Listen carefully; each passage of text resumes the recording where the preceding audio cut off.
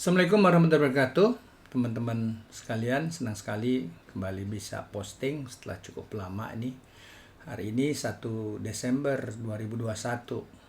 Sangat penting bagi saya karena bertepatan dengan 24 tahun saya bekerja di Bahana Group. 7 tahun pertama saya bekerja di Bahana Securities sebagai ekonomis. Saya dulu masuk menjelang Indonesia terjerembab lah boleh dibilang dalam krisis. Saat itu rupiah melemah drastis, itu yang kita kenal sebagai currency crisis yang dengan cepat menjalar menjadi banking crisis ya. Gabungan keduanya adalah krisis moneter. Kemudian sejak 2005 saya dipromosikan Pak Ignatius Yonan, saat itu menjadi CEO Bahana Group, untuk menjadi direktur riset di Bahana TCW Investment Management. Setelah itu berbagai posisi, maksudnya saya pernah menjadi direktur investasi, pernah juga direktur hubungan investor, di mana saya bisa menjelaskan berbagai dinamika makro global untuk investasi. Kemudian juga saya menjadi direktur untuk strategi investasi, dan tugas direksi saya selesai per akhir Juni lalu. Ada regenerasi di Bahana TCW ya, sejalan juga dengan reorganisasi Bahana di bawah AFG, ada asuransi penjaminan ya. Muncul yang muda-muda ya, tapi yang senior tetap dipertahankan. Kolega baik saya Ibu Umi menjadi CEO, dan Bu Umi sendiri mempertahankan saya sebagai Chief Economist Senior di jajaran direksi, walaupun bukan akte gitu. Nah, sudah lama saya ingin sekali mengisi waktu saya dengan lebih banyak bersyukur melalui sharing session, terutama untuk merancang kemakmuran dari berdasarkan pengalaman pribadi. Betul ya, jadi sangat terinspirasi dari saran Nabi Yusuf ya. Dan hari ini pun kita akan bahas nih hal yang menarik. Beberapa waktu terakhir kita nggak bicara masalah COVID Omicron ya, tapi ada suatu negara nih ya, dengan judulnya Anda bisa tebak nih ya, jadi antara Turki dan Vietnam. Kita akan bicara Turki, kenapa mata uangnya melemah drastis ya, seperti terlihat pada peraga. Nanti saya akan tunjukkan bahwa mata uang Turki year to date itu melemah hampir 40% ya, gitu. Luar biasa drastis ya. Nah, saya juga akan ajak negara lain, yaitu Vietnam. Ini menarik sekali, dan kita akan gunakan Bloomberg ya untuk melihat bagaimana perbandingan datanya, karena krisis ini ya dan berbagai risiko yang dilihat oleh investor itu banyak sekali ya, mempengaruhi, termasuk juga dengan seberapa murah ongkos berutang bagi suatu negara ya. Dan semuanya ya persis ya, pengalaman spiritual saya itu benarkan yang benar. Saran Nabi Yusuf itu dalam framework Keynesian Economics misalnya ya, itu tersusun sebagai suatu prioritas ya. Hendaklah kalian bercocok tanam selama 7 tahun secara berkelanjutan. Itu adalah fokusnya pada productivity ya, gitu. Jadi productivity, daya saing, nanti akan terlihat di current account surplus gitu ya. Kalau suatu negara surplus, itu dia akan mendapatkan tambahan falas ya, dan mata uangnya akan menjadi lebih stabil gitu. Nah, saran kedua dari Nabi Yusuf, maka apa yang kalian panen tetaplah pada tangkainya ya, itu berarti manufaktur ya. Nah, bagaimana Indonesia perlu bergerak dari negara yang hanya ekstraktif ke ekspor yang memiliki nilai tambah yang lebih tinggi ya. Nanti kita bisa lihat nih teman-teman, surplusnya Vietnam terhadap ekonomi yang paling kuat yaitu Amerika, itu hampir 5 atau 6 kali lipat Indonesia. Dan nanti akan dilihat bagaimana kinerja Turki yang jauh lebih rendah. Sementara saran ketiga dari Nabi Yusuf itu adalah, kecuali sedikit untuk kalian makan, itu demand management. Jadi dalam framework Keynesian Analytic itu saran Nabi Yusuf tersusun long term itu productivity, medium term manufaktur ya, reindustrialisasi, baru demand management. Nah, keseringannya kita itu lebih memperhatikan demand management dan kurang fokus betulnya pada penguatan hal yang lebih struktural ya, structural policy seperti infrastructure ya. Saya pernah berdiskusi dengan ekonomnya Samudra Indonesia, misalnya kalau kita mengekspor batu bara lebih tinggi, ternyata neraca jasa pengapalan ya kita malah tambah defisit karena kita kurang kapal lah boleh dibilang. Jadi kita lihat bagaimana kekuatan current account deficit atau current account surplus yang menunjukkan tingkat produktivitas dan daya saing suatu bangsa itu akan sangat boleh bilang menentukan ke depan ya. Nah, saya akan tunjukkan dengan peraga Bloomberg berikut ini.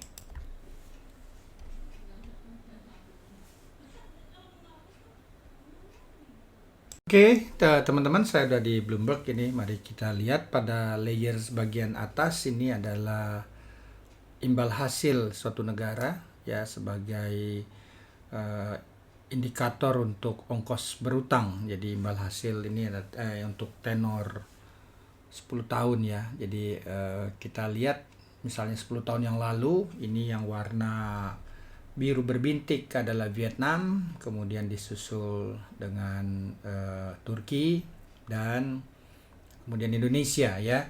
Jadi 10 tahun yang lalu ternyata ongkos berutang Indonesia paling murah di antara dua negara yang lain ya, dengan Vietnam yang paling mahal sekitar 12,3%. Namun along the way kita bisa lihat suatu yang menarik sekali, bagaimana mungkin sejak tahun berapa nih, 2014 kita melihat ada perbedaan di mana ongkos berutang Turki cenderung lebih tinggi ya, sempat di 2018 meroket ya, kemudian relatif stabil, kemudian terakhir angkanya di 20,15.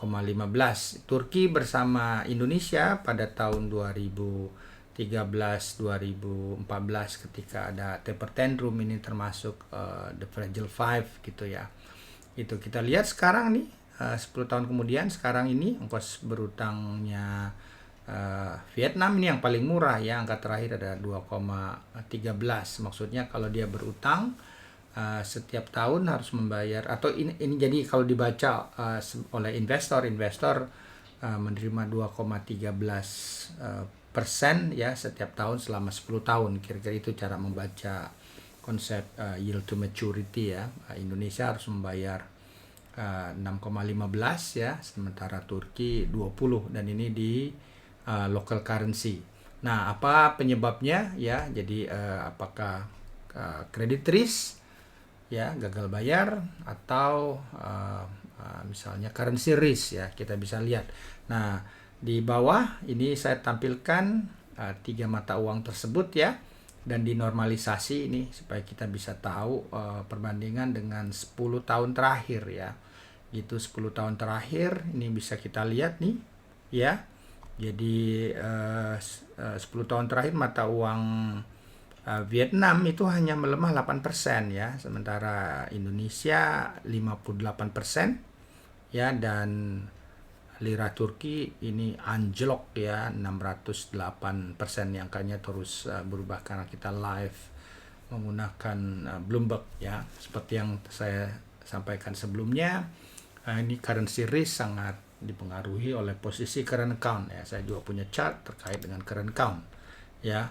Dan mari kita bisa lihat nih current account di 3 negara, dan sengaja nih saya tarik agak panjang nih 20 tahun terakhir. Lihat nih ya, awalnya 2001 sampai 2021 ya. Sayang sekali ini angkanya untuk Vietnam ini di Bloomberg hanya sampai 2019, tapi nanti akan saya tunjukkan bagaimana perbandingan kinerja ekspor mereka ya ke negara yang paling kuat, misalnya Amerika ya. Itu ternyata trade balance, trade surplusnya dengan Amerika itu sekitar 5 kali Indonesia ya. Nanti juga saya bandingkan bagaimana kasusnya di Turki. Anyway, dulu Indonesia sempat menikmati current account surplus ya, dan pada periode ini rupiah cenderung stabil ya. Sementara dua negara lain itu cenderung terjadi pelebaran defisit ya gitu. Untuk Vietnam bahkan terburuk itu 8,67% GDP Ingat pada periode 2007 menjelang 2008 itu adalah peningkatan harga minyak yang luar biasa ya. Mereka ini negara importir minyak gitu. Nah, kita lihat namun ada suatu perubahan drastis nih. Vietnam bisa mencetak surplus ya gitu, sempat juga defisit sebentar tapi cenderung surplus lagi ya di sini gitu. Nah, sementara Turki posisi terakhir aja misalnya ya, dia tetap mengalami defisit ya, berarti mereka cenderung mata uangnya ini akan melemah ya. Indonesia surplus, itu sebabnya akhir-akhir ini kita lihat mata uang kita relatif stabil ya. Saya juga memiliki peraga teman-teman terkait dengan bagaimana mereka punya kinerja dengan Amerika misalnya ya. Untuk trade balance, kita akan bisa lihat bahwa trade balance mereka ini ya, ini selama 9 bulan tahun ini ya, untuk Vietnam itu 65,5 billion ya, jauh lebih gede dibandingkan Indonesia dan Turki, dan angkanya juga kenaikannya lebih gede ya gitu ya. Turki naiknya lebih gede ini, tapi angkanya dia kecil, hanya 3,7 billion ya.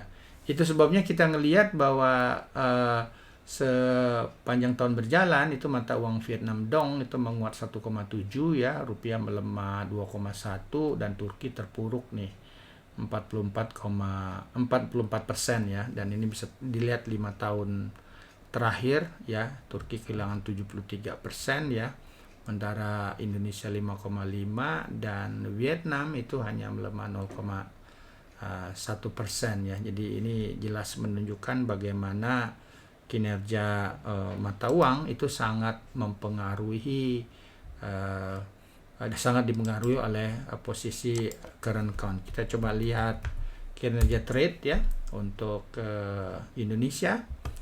Ini kita selama tahun lalu ini kita total trade ya, kita coba lihat untuk surplusnya. Misalnya kita surplus dengan Amerika 11,5 billion. Kalau kita ubah coba quarterly ya, triwulan kedua, masih dengan Amerika kita surplus ya.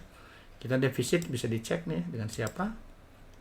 Kita defisitnya dengan Argentina ya gitu, lebih gede nih. Saya tidak melihat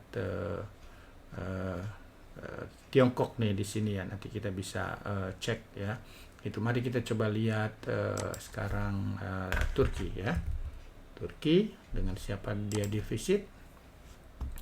Dengan defisit coba kita lihat nih dengan China ya, dengan kalau tahun lalu coba kita lihat ya dengan China besar gitu. Bagaimana surplusnya Turki.